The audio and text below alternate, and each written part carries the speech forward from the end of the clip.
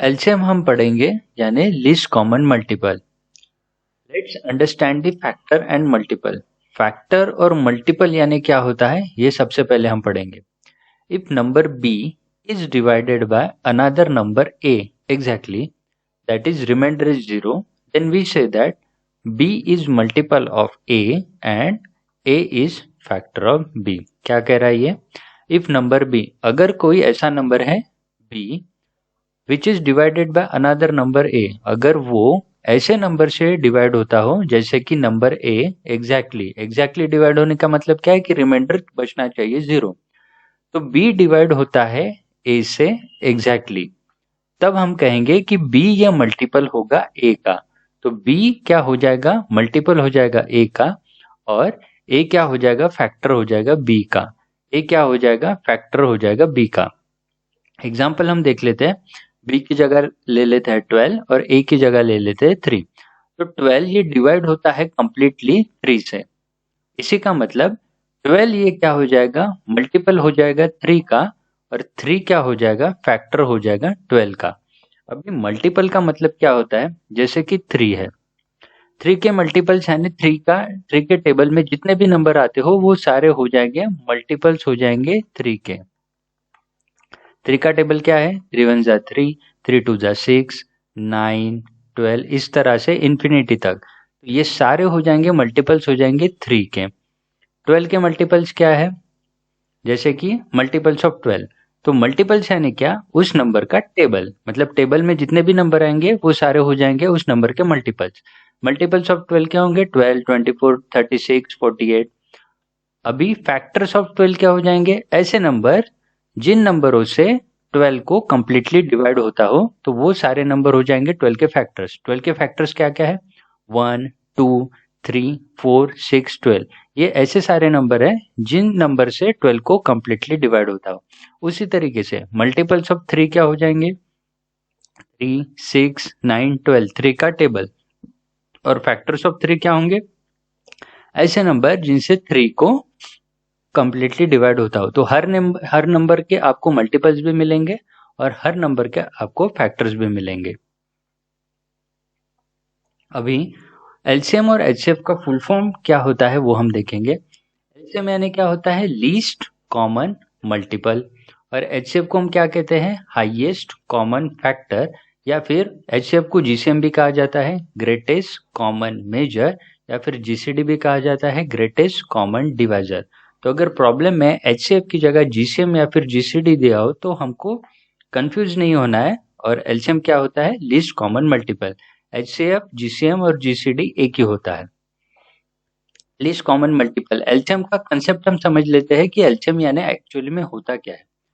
LCM यानी the least number which is common multiple of the given numbers. जैसे कि given numbers दिए 6, 9, तो हमको क्या चाहिए? The least number which is common multiples of the given number. Given number के कॉमन मल्टीपल्स जो कि सबसे कम हो, जो कि लीस्ट हो, उसको हम बोलेंगे एलसीएम। तो इसको समझ लेते हैं। जैसे कि 6 के मल्टीपल्स क्या क्या होंगे? हमको क्या चाहिए? Least common multiple.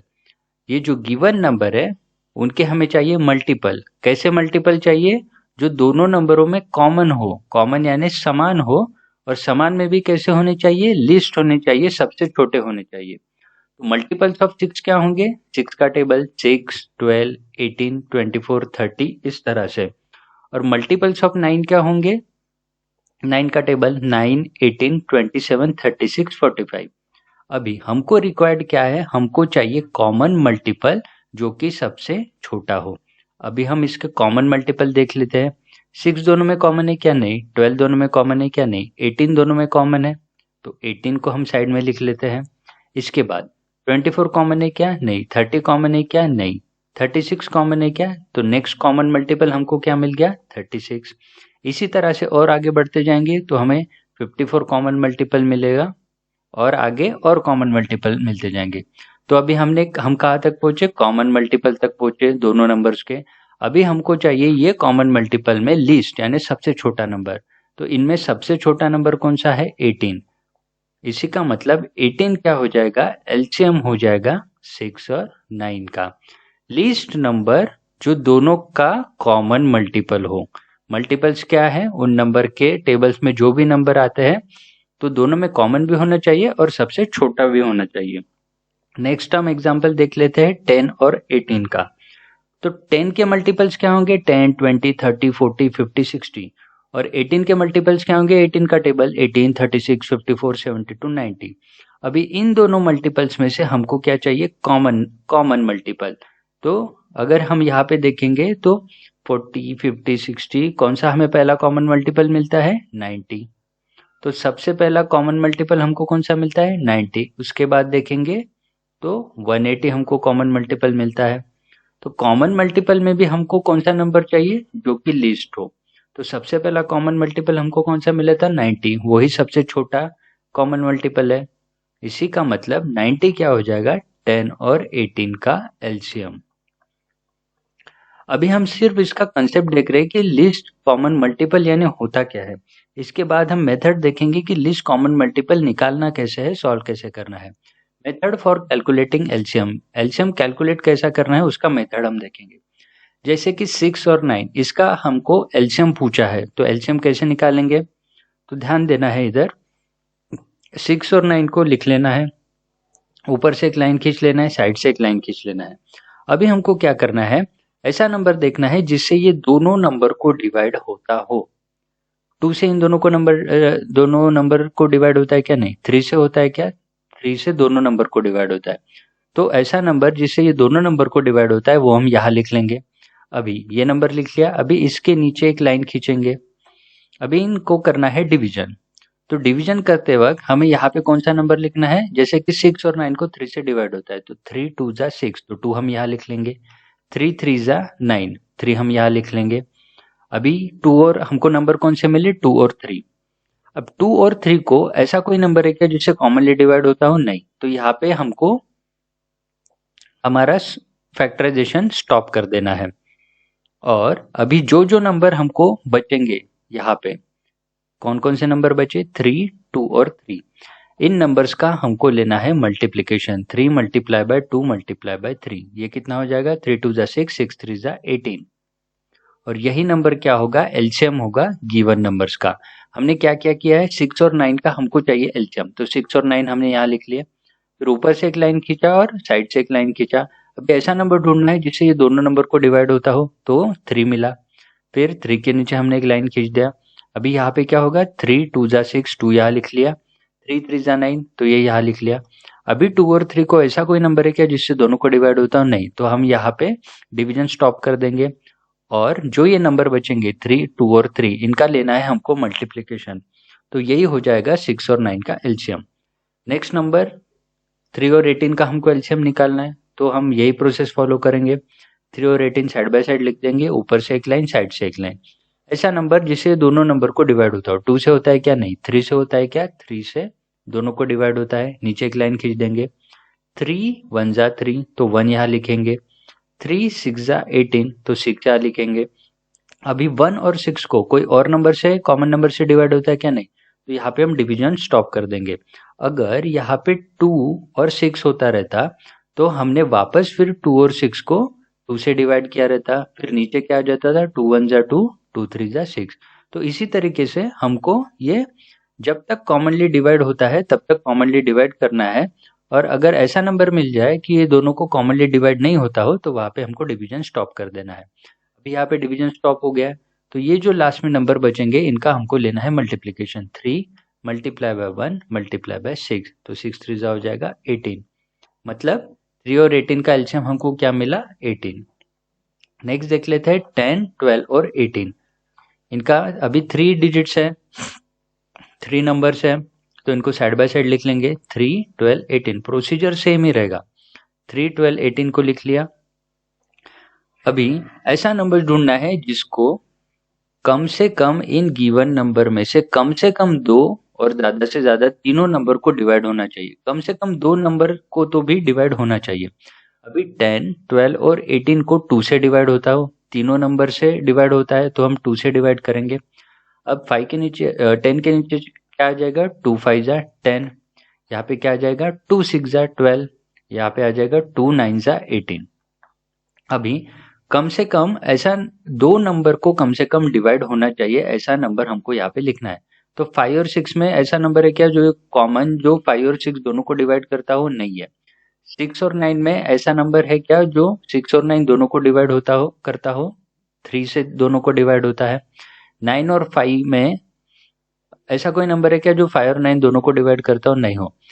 कम से कम 6 और 9 को 3 से डिवाइड होता है, तो हम यहाँ पे 3 लिख लेंगे। अभी 5 को तो 3 से डिवाइड नहीं होगा, तो 5 ऐसे का ऐसा नीचे लिखना है। 3 टू जा हो जाएगा 6 और 3 3 जा हो जाएगा 9। हमें डिवीजन कब स्टॉप करना है? जब ऐसा नंबर जो तीनों को डिवाइड ना करता हो, कोई नंबर से तीनों को अगर डिवीजन नहीं करता हो तो हमको तब डिवीजन स्टॉप कर देना है। अब यहाँ पे कम से कम दो नंबर को तो भी डिवीजन हो रहा था, अब यहाँ पे कम से कम दो नंबर को भी डिवीजन हो रहा है क्या? 5 और 2 में ऐसा नंबर है क्या जो दो 5 और 2 दोनों को डिवाइड करता हो? नहीं। 2 और 3 में ऐसा नंबर जो है क्या जो 2 और 3 दोनों को डिवाइड करता हो? नहीं। 5 और 3 में हमको ऐसा नंबर यहाँ पे मिलेगा क्या जो 5 और 3 दोनों को डिवाइड करता हो? नहीं। तो यहाँ पे हमको डिवीजन स्टॉप कर देना है। अभी लास्ट में ये जो नंबर बचेंगे इन सब का हमें लेना है multiplication. 2 multiply by 3 multiply by 5 multiply by 2 multiply by 3। 3 टू जा 6, 6 5 जा 30, 30 टू जा 60 और 63 जा हो जाएगा 180। इसका मतलब 10, 12 और 18 का एलसीएम हमें क्या मिला? 10, 12 और 18 का एलसीएम हमें मिला 180। इसी तरीके से जितने भी बड़े नंबर्स दिए हो, 3 नंबर दिए हो, 4 नंबर दिए हो, हमको मेथड सेम रखना है। और एक एग्जांपल हम ले लेते हैं, 12, 15, 20। तो डिवीजन हमें कब तक करते जाना है? जब तक दो नंबर को कम से कम कॉमनली डिवाइड नहीं होता हो एक नंबर से। ठीक है। 12 और 15 को 3 से डिवाइड होता है, 15 और 20 को 5 से डिवाइड होता है, लेकिन तीनों नंबर को किसी एक नंबर से डिवाइड होता है क्या? नहीं। तो कम से कम दो नंबर को तो भी डिवाइड होना चाहिए। तो आप 12 और 15 भी एक साथ ले सकते हैं, या फिर 15 20 भी एक साथ ले सकते हैं, या फिर 20 या 12 भी एक साथ ले सकते हैं, क्योंकि 20 और 12 को 2 से डिवाइड होता है। तो हम 2 से डिवाइड करके देख लेते हैं। तो यहाँ पे आ जाएगा 2 6 जा 12। 15 को 2 से डिवाइड नहीं होता है तो 15 ऐसे ही लिख देंगे। यहाँ पे आ जाएगा 2 10 जा 20।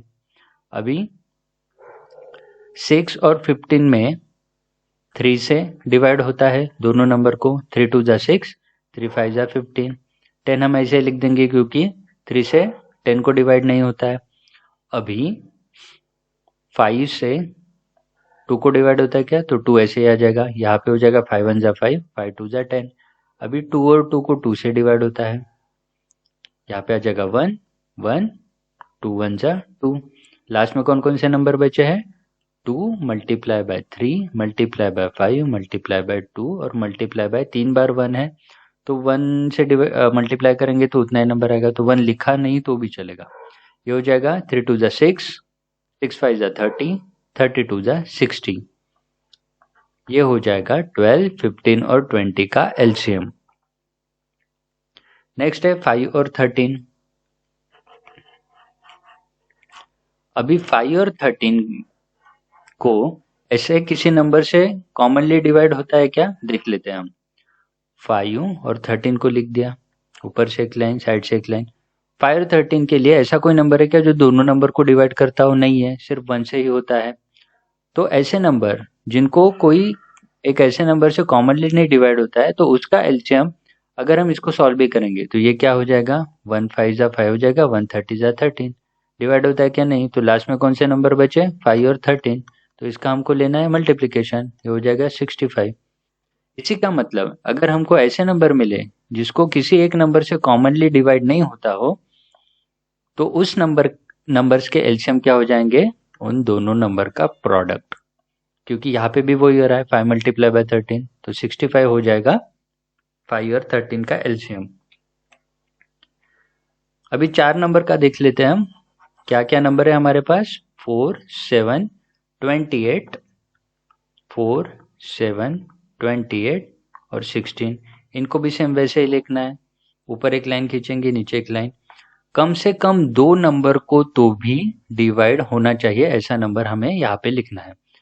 अभी 4 नंबर दिए तो अगर चारों नंबर को डिवाइड होता हो तो ठीक है, चारों को नहीं होता है तो कम से कम 3 नंबर को डिवाइड होना चाहिए, 3 को भी नहीं होता है तो कम से कम 2 नंबर को तो भी डिवाइड होना चाहिए ही चाहिए। अभी यहाँ पे हम देखेंगे क्योंकि 4 और 28 को 4 से डिवाइड होता है, 28 और 16 को भी 4 से डिवाइड होता है, तो हम यहाँ पे क्या करेंगे 4 से डिवाइड करेंगे। 4 1 जा 4, 7 को 4 से डिवीजन होता है क्या, नहीं, तो 7 ऐसे ही आ जाएगा। यहाँ पे कितना 4 7 जा 28 और 4 4 जा 16।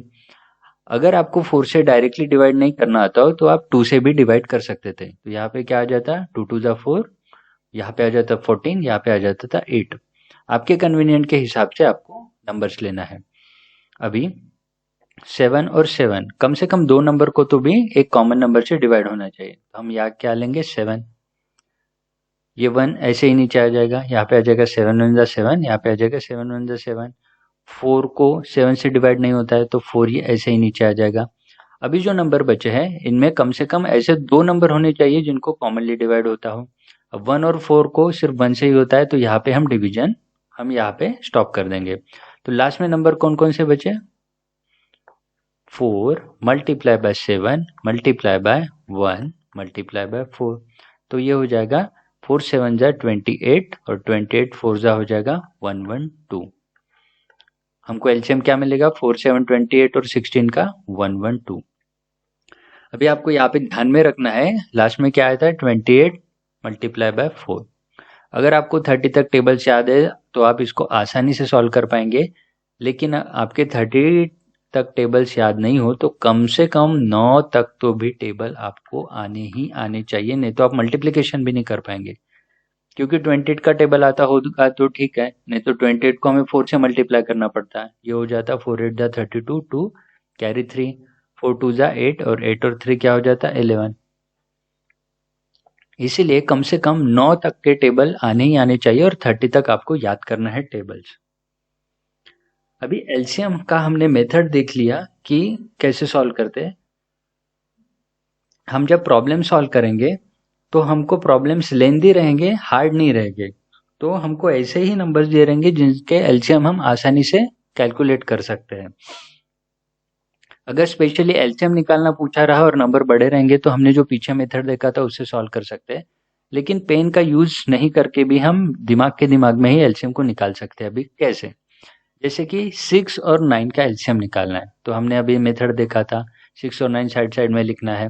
ऐसा नंबर ढूंढना है जिससे ये दोनों नंबर को डिवाइड होता हो, तो 3, फिर यहाँ पे हम क्या लिखते थे 3 2 जा 6 3 3 जा 9। अब ये तीनों नंबर बचे हैं, 2 और 3 को ऐसा कोई नंबर नहीं है जिससे कॉमनली डिवाइड होता है, तो हम यहाँ पे डिवीजन स्टॉप कर देते हैं।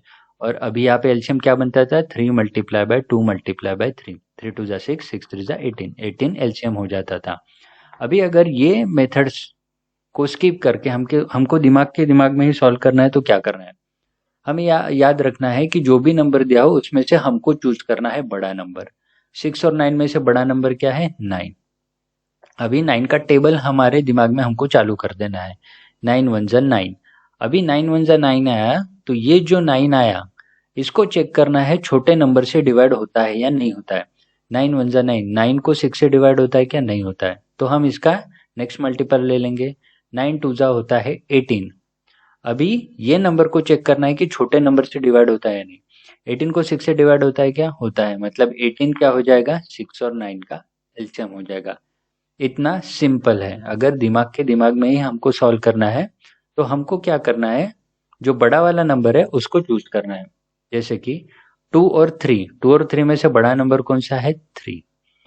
3 का टेबल्स हमको दिमाग के दिमाग